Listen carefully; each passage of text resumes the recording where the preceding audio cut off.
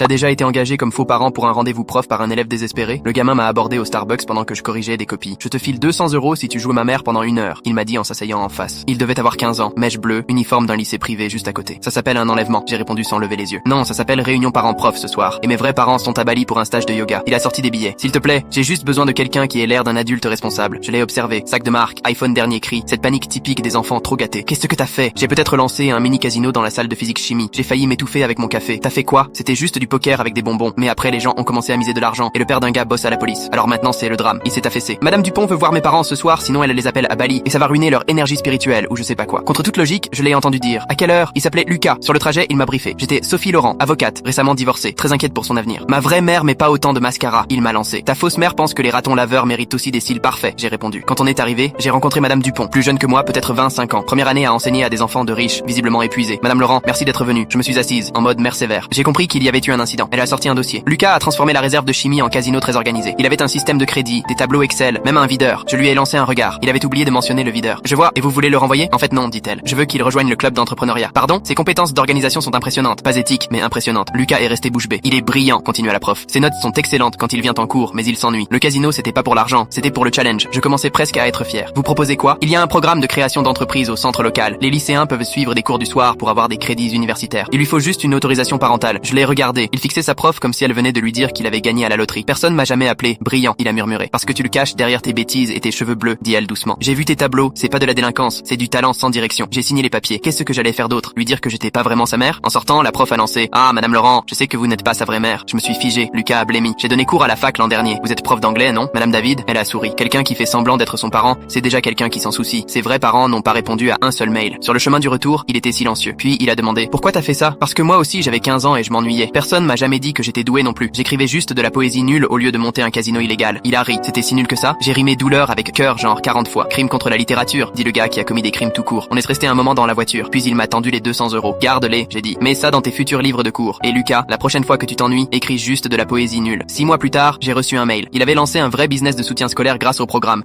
Il aidait les élèves en difficulté en les associant à des jeunes surdoués. Il avait appelé ça Royal Flush Tutoring. Le logo, une main de poker faite avec des crayons. Merci d'avoir été ma mère ce jour-là, il a écrit. Mes vrais parents savent toujours pas pour le casino. Ils méditent encore.